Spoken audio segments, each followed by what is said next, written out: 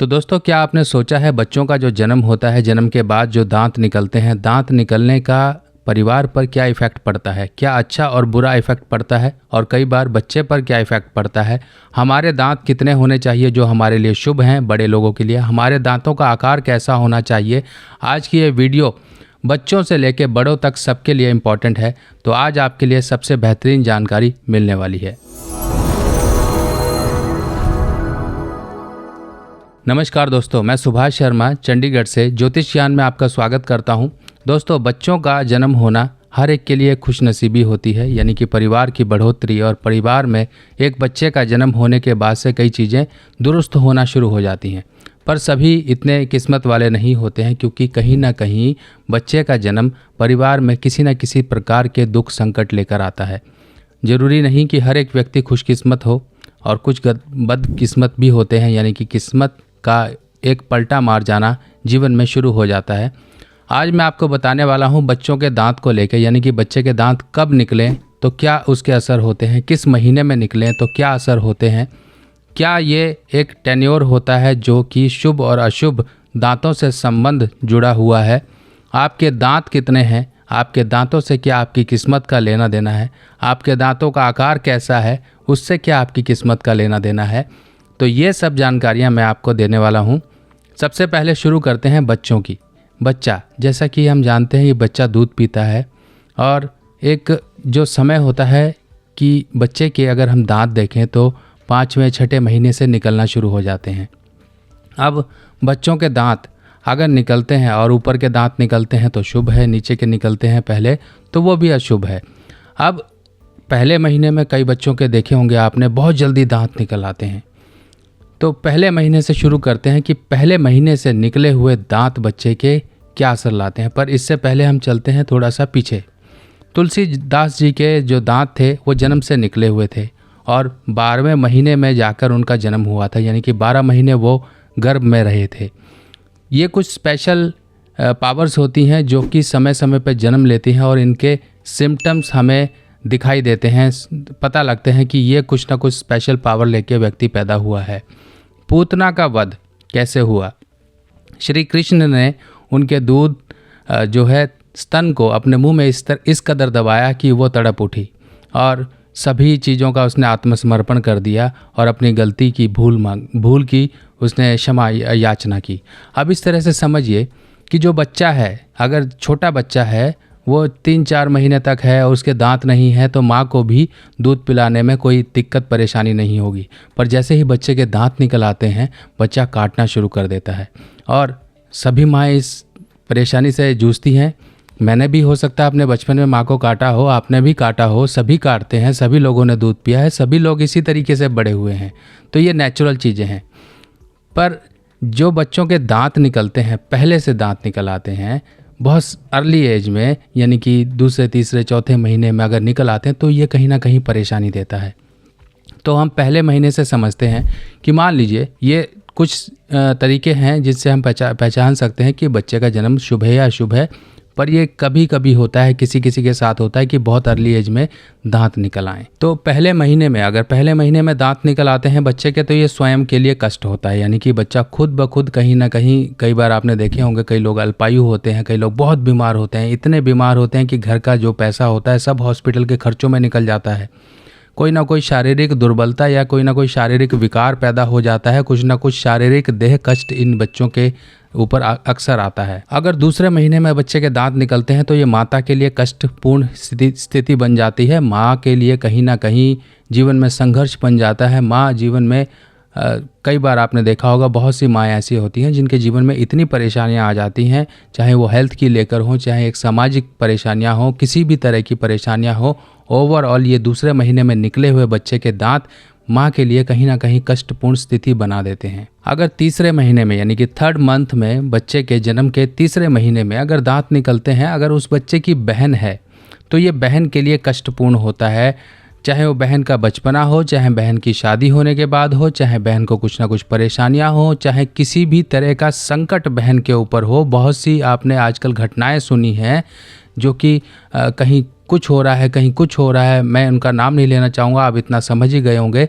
तो ये कुछ ना कुछ इस तरह के भाई के जो दुष्परिणाम दांतों के होते हैं वो कहीं ना कहीं बहन के ऊपर भी आते हैं। अगर चौथे महीने में बच्चे के दांत निकल आएँ तो ये माता के लिए कष्टपूर्ण स्थिति होती है, यानी कि माँ कहीं ना कहीं प्रॉब्लम में होती है। आपने देखे होंगे सिजेरियन होते हैं, कहीं ना कहीं ड्यूरिंग प्रेगनेंसी कहीं प्रॉब्लम हो गई, प्रेगनेंसी के टाइम में मदर को बहुत ज़्यादा हेल्थ इश्यूज़ हो गए, ड्यूरिंग द ऑपरेशन टेबल मान लीजिए सिजेरियन हो रहा है, कहीं मदर को कॉम्प्लिकेशन हो गए। इतना होने के बाद मान लीजिए किसी तरह से ये सब कुछ सही हो गया, दुरुस्त हो गया, उसके बाद माँ के लिए परेशानियाँ शुरू हो जाती हैं, हेल्थ की प्रॉब्लम्स हो सकती हैं, बहुत सी दिक्कतें हैं, चाहे वो सामाजिक हो चाहे जीवन में मिलने वाला सुख हो, हर तरह से प्रभावित होता है। अगर 5वें महीने में दांत निकलें, यानी कि 5वें महीने से दांत निकलने शुरू हो गए, तब ऐसे कई केस में भाई को कहीं ना कहीं कष्ट होता है। अगर इस बालक या बालिका का भाई है तब इस केस में वो अपने भाई पर भारी होता है, भाई के लिए मुश्किलें क्रिएट कर देता है। अब 6ठे महीने से समझ लीजिए ये, अब जितना भी पॉजिटिव एक हम ग्राफ देखें तो 6ठे महीने से यानी कि 6 मंथ्स के बाद, यानी कि 6वें महीने से या 6वें महीने के बाद से बच्चे के निकले हुए दांत हर तरह की शुभता को दर्शाते हैं। परिवार में उन्नति होती है। अगर हम 6वें महीने की बात करें तो 6वें महीने में निकले हुए दांत पिता के लिए काफ़ी भाग्यशाली होते हैं। पिता जीवन में वो तरक्कियां हासिल कर लेता है जिनके बारे में कभी भी उसने कल्पना नहीं की होती। उसका बिजनेस है, करियर है या कुछ भी, ओवरऑल ग्रोथ उस पिता की होनी शुरू हो जाती है। घर में सुख सुविधाओं का एक तरह से आवागमन बढ़ जाता है, घर में सुख सुविधाएं बढ़ जाती हैं, परिवार का एक सुख हमेशा बना रहता है, परिवार में कोई बड़ी आपत्ति या विपदा नहीं आती है, परिवार भी बढ़ता है। इस तरह से 6ठे महीने के निकले हुए दांतों का फल है। 7वें महीने में अगर बच्चे के दांत निकल आए तो पिता से सुख। अब पिता से सुख बहुत से तरीकों से मिलता है। आपने देखे होंगे पिता बच्चों के साथ हमेशा खड़े रहते हैं, अपनी सारी जमा पूंजी पिता बच्चों को देते हैं। पिता हमेशा बच्चे की परवरिश के लिए हमेशा अग्रसर रहता है। पिता हमेशा बच्चे को ग्रो करने के लिए अपने लिए कॉम्प्रोमाइज़ करता है, सब कुछ करता है। ऐसे पिता जिसे कहते हैं सुपर डैड। तो ऐसे सुपर डैड होते हैं जिनकी भी इस तरह से दांत निकलते हैं। अब 8वें महीने में अगर किसी बच्चे के दांत निकलते हैं तो ये देह का सुख, यानी कि अपने शरीर का सुख। आपने देखे होंगे बहुत से लोग होते हैं, इतनी इतनी उम्र हो जाती है, उनको शरीर को कोई बाल भी बांका नहीं होता है, कोई बड़े रोग नहीं आते हैं, छोटे मोटे मौसमी तो हर एक के साथ चले रहते हैं। इस तरह से ये एक पॉजिटिव सिम्टम होता है बच्चों के दांत निकलने का। 9वें महीने में अगर किसी बच्चे के दांत निकलते हैं तो 9वें महीने में धन की प्राप्ति होती है। धन की प्राप्ति यानी कि परिवार में हो सकता है कोई बड़े बुजुर्ग इस बच्चे को गिफ्ट दे जाएं, या फिर इसके जन्म होने के बाद घर में कहीं खुदाई हो रही है, मकान बन रहा है, कहीं ज़मीन से पैसा निकल आए, या फिर कहीं किसी की लॉटरी लग जाए, कहीं पर कोई ऐसा पैसा, धन की वृद्धि होनी, यानी कि प्रॉपर्टी थी वो बिकनी, बेच दी तो आपको अच्छे धन मिल गया। हो सकता है आपकी प्रॉपर्टी कहीं पर रोड में आ गई, आपकी प्रॉपर्टी थी कहीं हाईवे में आ गई। तो बहुत से तरीके होते हैं, वो तरीके जो आपने एक्सपेक्ट नहीं किए होते हैं, और आपके घर में इस तरह से धन आना शुरू हो जाता है। अब 10वें, 11वें और 12वें इनका जो फल है एक जैसा ही है, यानी कि 10वें, 11वें और 12वें महीने में अगर बच्चे के दांत निकलते हैं, कई बच्चों के निकलते हैं लेट, कोई प्रॉब्लम नहीं है, कई बार ऐसा हो जाता है। ये हमारी बॉडी है, हर एक की बॉडी एक जैसी नहीं होती है, कुछ ना कुछ फ़र्क होता है। तो 10वें 11वें महीने में अगर दांत निकलते हैं तो घबराने की ज़रूरत नहीं है, ये समझ लीजिए बहुत ही शुभ हैं। तो हर तरह की शुभता देते हैं। परिवार में अगर किसी प्रकार की विपत्ति होती है तो इस बच्चे के निकले हुए दांत उस विपत्ति को काटते हैं। इस विपत्ति को जब कट जाएगी तो परिवार में सुख सुविधाएं आनी शुरू हो जाएंगी, जो चीज़ नहीं हो रही थी वो चीज़ें होनी शुरू हो जाएंगी, घर में धन जुड़ना शुरू हो जाएगा, आपकी प्रॉपर्टी कहीं ना कहीं बढ़नी शुरू हो जाएगी। अगर पैसा नहीं जुड़ता था तो पैसा जुड़ना शुरू हो जाएगा। तो इस तरह से आपने समझा 12 महीनों का एक फल। अब ये 12 महीनों का फल और एक 12 साल का भी फल होता है, यानी कि अगर आपकी कुंडली में पहला, चौथा, 7वां और 10वां अगर ये घर खाली हैं, और बच्चे की कुंडली में अगर ये घर खाली हैं, तब इस केस में इसे हम नाबालिग टेवा यानी कि नाबालिग कुंडली बोलते हैं। ऐसे केस में क्या होता है कि बच्चे की उम्र 12 साल तक कुछ ना कुछ शक्की होती है। शक्की यानी कि उसको कुछ ना कुछ परेशानियां, दिक्कतें लगी रहती हैं। कई बार बच्चे लेट बोलते हैं, उनकी हेल्थ को प्रॉब्लम होती है, कुछ ना कुछ दिक्कतें लगी होती हैं। तो इस तरह से ये 12-12-12 का कहीं ना कहीं आपस में एक तरह से कनेक्शन है। खैर, ये नाबालिग कुंडली के बारे में ये लाल किताब का कंसेप्ट है, तो इसके बारे में मेरे चैनल पर ऑलरेडी वीडियो है, आप उस वीडियो को देख सकते हैं। नाबालिग टेवा यानी कि नाबालिग कुंडली, जिसे कि 12 साल तक काफ़ी ज़्यादा असर देती है। अब हम दांतों की बात कर लेते हैं। दांतों की बनावट कैसी होती है, तो क्या शुभता मिलती है। अगर मान लीजिए दांतों में सांस है, यानी कि दांतों में थोड़ा बहुत गैप है, तब ऐसे केस में, वो भी खासकर आपके फ्रंट के, अगर दांतों में कहीं गैप है, हवा आती जाती है और दांतों का एक क्लोजनेस होती है, वो थोड़ी सी खुली हुई है, तब ऐसे व्यक्ति काफ़ी शुभ होते हैं। इनको जीवन में काफ़ी चीज़ें ऑटोमेटिकली मिलती हैं, यानी कि प्रभु की कृपा इनके ऊपर बनी रहती है। ये लकी लोग होते हैं, जिनके साथ संबंध रखते हैं उनको ये बढ़ाते हैं और इनके जीवन में काफ़ी चीज़ें ऑटोमेटिकली मिलती हैं। हाँ देखिए, हर चीज़ के लिए प्रयास और प्रयत्न करने पड़ते हैं। ये नहीं कि आपके दांत खुले हैं तो ऊपर वाला ऑटोमेटिकली छप्पर फाड़ के देगा। छप्पर फाड़ के कुछ नहीं मिलेगा, प्रयास तो आपको खुद ही करने पड़ेंगे। हाँ, आप प्रयास करोगे, आपकी किस्मत आपके साथ लगकर आपको और ज़्यादा बढ़ोतरी देगी। अब कई लोगों के आपने दांत देखे होंगे, वो बाहर को निकले होते हैं, यानी कि ऐसे जो ब्रेसेस वगैरह लगवाते हैं, जिनके दांत बाहर निकले होते हैं, उनके लिए क्या होता है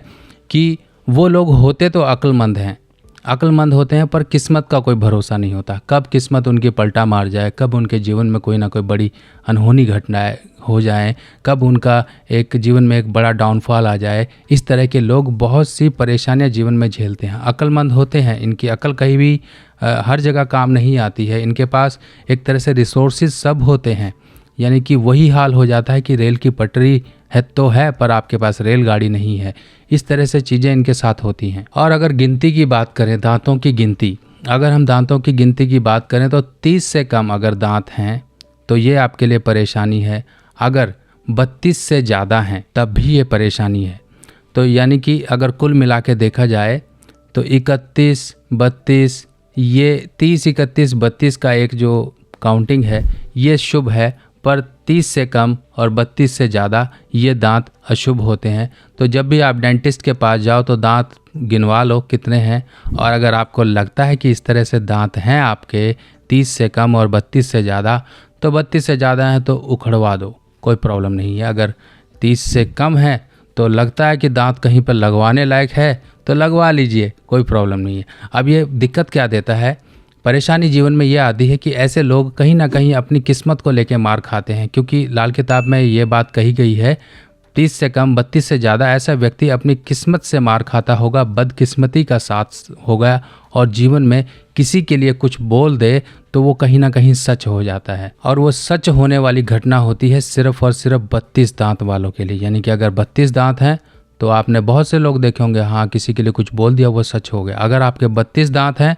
तो बहुत सोच समझ के अपना मुंह खोलिए किसी के लिए, क्योंकि हो सकता है कि आपके द्वारा बोले गए लफ्ज़ किसी के लिए तीर का काम करें और किसी के लिए वरदान का काम कर सकते हैं। तो वरदान देना सबसे बढ़िया है, क्योंकि जब सामने वाले को आप वरदान दोगे तो ऊपर वाला भी आपको कहीं ना कहीं जीवन में मुश्किलों से निकलने का रास्ता देता रहेगा, आपके जीवन में भी खुशहाली लेकर आएगा। लाल किताब की सभी सामग्री अब आप मेरी व्हाट्सएप कैटलॉग पर आसानी से देख सकते हैं और आप अपने एड्रेस पर मंगवा भी सकते हैं। और जिनके दांत टेढ़े मेढ़े होते हैं, फ्रंट के दांत टेढ़े मेढ़े, क्योंकि देखिए दांतों का संबंध बुद्ध से है। सबसे पहले ये समझ लीजिए, दांतों का संबंध बुद्ध से है। अगर आपके दांत टेढ़े मेढ़े हो गए, ऊपर नीचे अलाइनमेंट हो गए, बच्चों के हो जाते हैं, बड़ों के हो जाते हैं, तो ये मंदे बुद्ध यानी कि खराब बुद्ध की निशानियां हैं। और जिनके भी ऐसे दांत होते हैं उनको दांतों को सीधा करवा लेना चाहिए। बचपन में है तो बचपन में ही सीधे करवा लीजिए, बड़े में भी लोग करवा लेते हैं। दांतों में टेढ़ापन है तो उनको आप किसी तरीके से मैनेज करिए, दांतों में खराबी मत आने दीजिए, क्योंकि ये एक खराब बुद्ध की निशानी है। अब खराब बुद्ध हो गया तो इंसान कहीं ना कहीं कॉन्फिडेंस में अपने कमी महसूस करेगा, अपनी बातों को सामने वाले के सामने एक्सप्रेस नहीं अच्छे से कर पाएगा, अपने बिजनेस को सही ढंग से मैनेज नहीं कर पाएगा, अपने वित्तीय जो मामले हैं, फाइनेंशियल जो मैटर्स हैं उनको नहीं मैनेज कर पाएगा। पैसे खर्चा करेगा तो उल्टे सीधी जगह पर कर देगा, कहीं जहाँ पर फ़ायदा ना हो। अगर किसी चीज़ के पीछे पड़ गया तो उन्हीं चीज़ों के पीछे पड़ा रहेगा, चाहे उसका फ़ायदा हो चाहे नुकसान हो। ये कुछ छोटे छोटे सिम्टम्स हैं, बाकी बुध के लिए और भी बहुत सारे सिम्टम्स हैं जो कि आप मेरी वीडियोस पे जाके देख सकते हैं। बाकी ये जानकारी आपको कैसी लगी ज़रूर मुझे कमेंट सेक्शन में बताइएगा। बाकी ऐसी जानकारियाँ और बहुत सी हैं जो कि मैं आने वाली वीडियोज़ में आपके लिए लेकर आऊँगा। पर आप सभी लोगों से एक रिक्वेस्ट है, अपना प्यार बनाए रखने के लिए, एक कनेक्शन बनाए रखने के लिए नमस्कार या जय माता दी जरूर लिख दीजिएगा। बाकी आप लोगों को कोई सजेशन या कमेंट्स हैं वो भी आप भेजिएगा। बाकी मिलते हैं नई वीडियो में नई जानकारी के साथ, तब तक के लिए अपने सुभाष भाई को आगे दीजिए। नमस्कार।